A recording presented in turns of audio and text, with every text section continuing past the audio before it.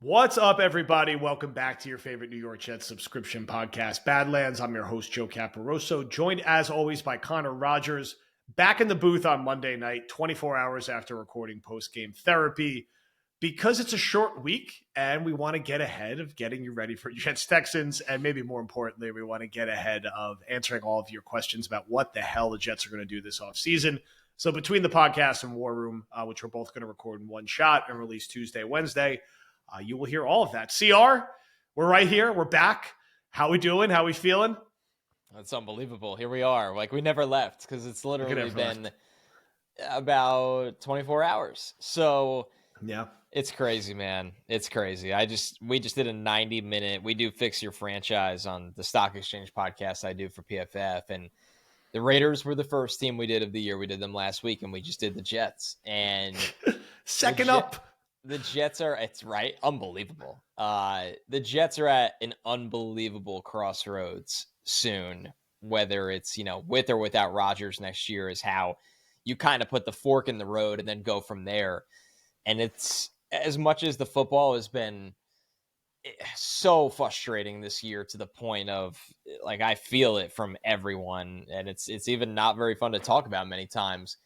There are so many interesting layers now with this organization that it's disappointing because they can never be consistent. They can never just be a boring team of, people who are yelling to fire the coach because it looks like they might go 8-9 again and they don't have the firepower. They're just total chaos right now. And I think we're going to be very busy for a very long time. Yeah. Unwinding this whole thing and rebuilding it, is going to be a multi-month journey. And we've talked about it before. We plan on going back to our roots this offseason when it gets to the autopsy part of this 6-year stretch, but it's for a different day. For now, besides Hassan Reddick yapping at Bill Belichick for accurately pointing out how he ripped by the quarterback multiple times and let him run when he's like the slowest quarterback in the league, something is breaking my brain and breaking most of our Discord's brain right now. We're recording this Monday night. The Jets are playing Thursday night, Halloween. So I get to leave trick-or-treating a little bit early to rush back to work and watch this Jets game. The Jets are currently 1-point favorites at home against the Houston Texans. Houston, big preseason hype, considered the main contender to the Chiefs, who are undefeated at this point in the AFC. And record-wise, have lived up to it. They're 6-2. They beat the Colts relatively comfortably last week. They were right there and almost beat the Packers a couple weeks ago. They lost in a last-second field goal to Brandon McManus, was one of the kickers we talked about the Jets signing. He made a 55-yarder in Green Bay to win that game. Conversation for a different part of the pod. Anyway, they're 6-2. They are banged up. Nico Collins is out. I think Stephon Diggs is probably not going to play in this game, is like the sense I'm getting. They still have Tank Dell. They still have C.J. Stroud. They still have a really good coach. Joe Mixon seems primed to run for 400 yards in this game. Why would I not take my kid's college fund and put it on Houston right now? Now, I've watched the Jets for a long time. The Jets do have a history of winning this kind of game after they've knocked themselves out, when everyone is checked out on the season. I could count to a million examples of this happening.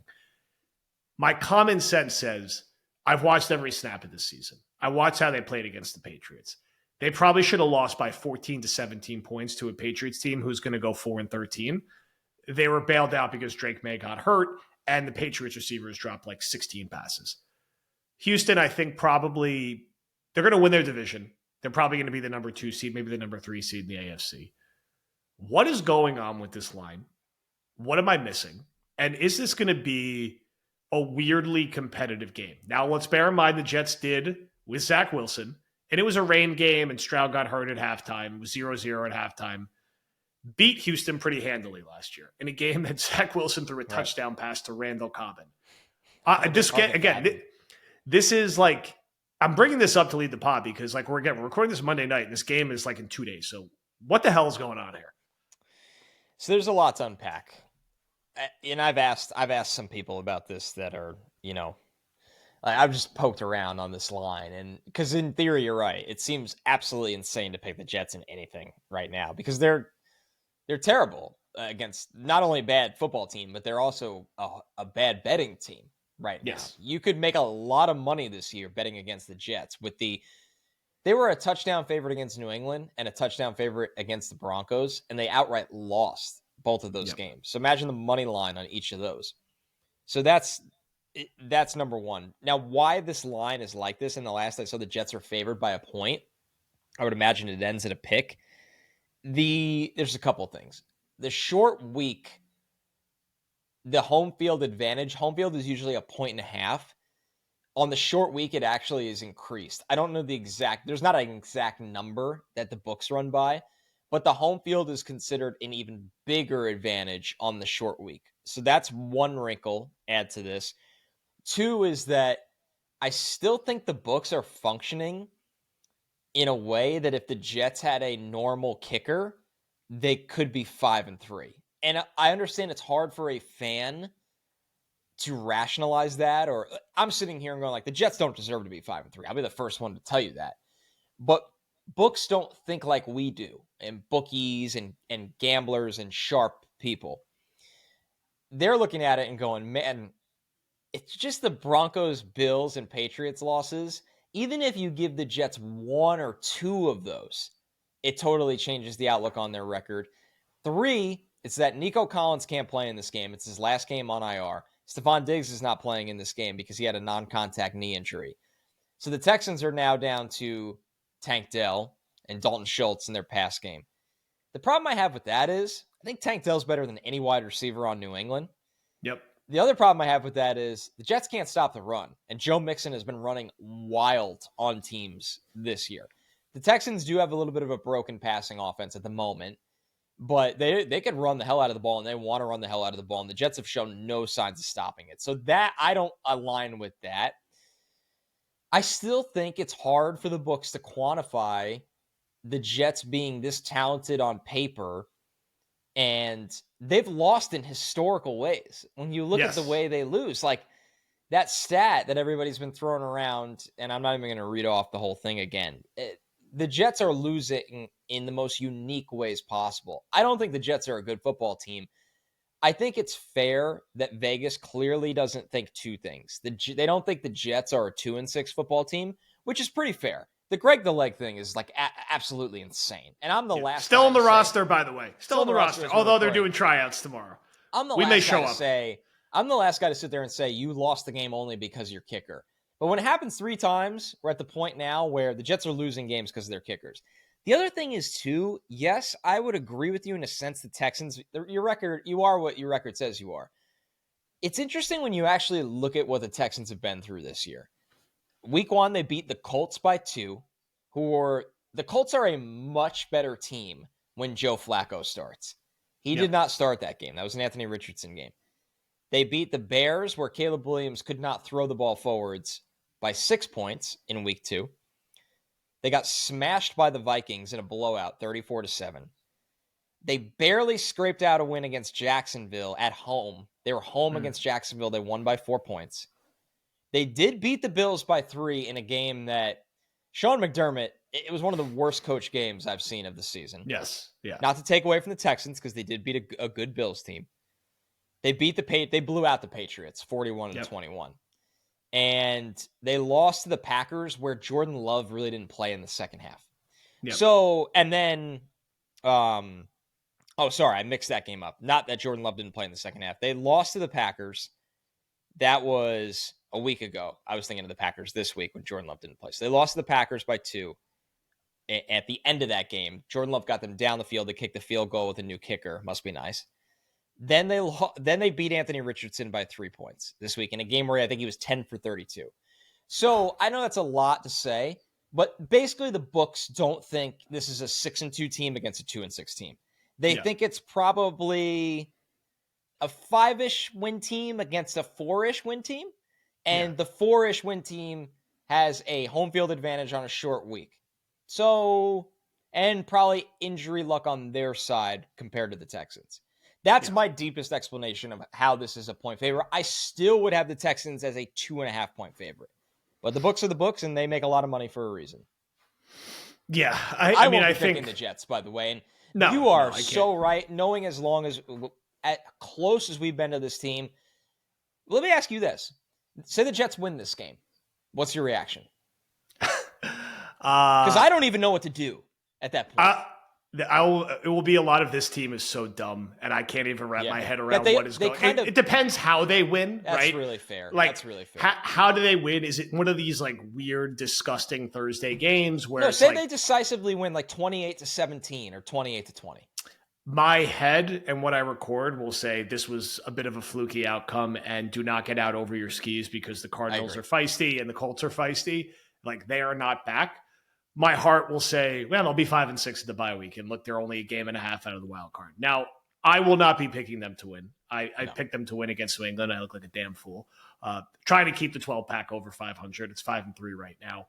My concern is the Greg thing is a microcosm for the stubbornness around the team right now, right? So as of us recording this, he's still on the team. They're going to do kicker tryouts. They're going to pick Randy Bullock or some random veteran. Any veteran, it doesn't matter. He would be better than Greg at this point because Greg mentally cannot make a basic kick. Whoever they sign will probably be barely league average, but they'll have a new kicker. It's too little too late, but whatever. They, on a short week in particular, they are not going to change your defensive line rotation. Maybe they'll play Reddick like 15 more snaps. Michael Clemens is still going to be in the JFM role. He's still going to get dog walked up and down the field. They're going to run the ball right at him. And the Jets are not going to adjust. And if they do adjust, it's going to be more Solomon Thomas. Like, I agree.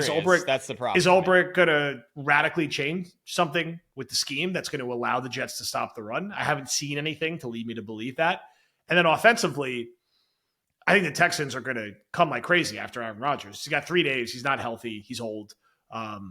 It's hard to see him like looking sharp and playing well. Your hope would be that they do what they didn't do last week, which is just stick with Brees. If Brees is moving and he's getting 5 yards a carry, you put the game on his back. You let Allen spell him. You run the whole thing through Brees Hall and hope he has a special game. And this won't happen, especially in a short week. You sit down with Downing and Rodgers and say, Todd is the final call. There's no changing it at the line. Get the play off with 10 seconds left. We're actually going to go up tempo and we're going to rush up to the line because we're not burning any more timeouts. Now, this won't happen, but a normal team that's not stubborn would do something like that and allow themselves to be competitive.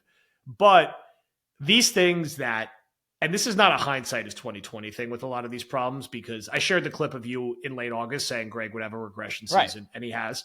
We've been talking about the Clemens stuff ad nauseum from the second they traded JFM, that he's not really a roster player, never mind a starter. And it's been a disaster all year, like a consistent disaster. And beyond Clemens, we were consistently saying that the downgrade on the defensive line would come back to haunt them. That's not replacing Al Woods. It's not replacing Quentin Jefferson. That's not replacing JFM. It's been a whole thing of taking a strength to a weakness, and that's killed them since the Niners game week 1. And nothing's really changed with that. So, it's going to be an empty stadium. There'll probably be a few Texans fans there. There are Texans fans that show up to these games. I've been to a few Jets-Texans games and Giants-Texans games randomly there. There'll be some there. There'll be some dedicated Jet fans out there. It's still hopefully decent weather. They're tailgating. They'll have fun with it. We talked about this in the pod. We don't have to, beat that dead horse. But it's not like going to be an electric environment on Thursday Night Football. And, I'm just going to go in with no expectations. I will actually not bet on it because it smells too fishy in both directions. And I'm not even going to deal with it mentally. But it comes back to something that we just haven't seen from this team, man. Are you tired of getting your ass kicked and being a laughingstock? Do you have a degree of like pride in, or is this, they probably don't at this point, considering the Patriots team that they lost to. And can you go out and go trade blows with a team that's probably going to be in this AFC Championship game or the second round? And even if you lose a close game, look like a normal, competent team, it doesn't really do anything at this point. You're going to have a section of the fan base, and I get this, trust me, I do, who is probably going to be rooting for them to lose at this point because a win is going to be false hope. It's going to mess with whatever they might do in the offseason. They're an unpredictable team because the books are right. They've lost games they shouldn't have. From a yardage perspective, from a lot of different metrics, the metrics point to a 4-4-ish type team, which probably is a false hope 4-4. But I hate poorly coached teams on short weeks. They got away with it against New England because New England is also a poorly coached team. And Rodgers was right in that game. He was running around all over the place. Right. That was a different situation. So I'm going into it with no expectations. I hope to see a new kicker. I hope they do some of the stuff I just said, but I don't think that they will. And because they won't, I think they're going to lose to a team that's a lot better than them and has a much brighter future than them. I'll close with this before, we nitpick on a few other things and jump over to War Room, which will be a little more offseason focused. And I think this was actually one of the last Discord questions we got before we jumped in. And it was effectively like, to the extent, this is from Ricky94. I'm sure this has been asked already. How do you hang in there for the long term? How do you have hope for anything? And because it feels a little aimless at this point. And one thing I'll say is, if you look at Houston, right? Houston does not have a good owner, someone I would call a good owner. There's a million reasons why. I won't get into all of them. Houston hired their like team preacher to be their GM for like 4 years. And we're like the biggest laughing stock in the league because of it. And they looked absolutely hopeless. They nailed one draft pick. And nail isn't even a strong word. They got the pick because the team in front of them picked the wrong guy. They got the right quarterback. They got the right coach. They did what the Jets tried to do, but they did it right. They got the right quarterback at number 2, and they got the right Niners assistant. And they're going to be good every year for the next 10 years, probably right now. They were in the second round of the playoffs last year. They're going to cruise to the playoffs, looks like this year. I look at Washington. Now, Washington did have a change of ownership. But the reason that they're good right now is, again, they drafted the right quarterback. And everything else kind of goes by the wayside, all their other problems. And all of a sudden, you're 6-2. And they're probably going to make the playoffs this year. So it hasn't happened for the Jets yet. But one player, one thing falls in the right direction. At quarterback, really most importantly, but coach is not far behind. These things flip in a year. The biggest lie that the Jets have ever sold, and that Mike McCagnon sold, and that Joe Douglas sold, and that always drove me crazy about both those guys, and I bucket them the same because they'll be looked at the same historically 50 years from now, except McCagnon has a better record, is selling the bullshit that it takes multiple years to rebuild in the NFL. Right. It absolutely does not.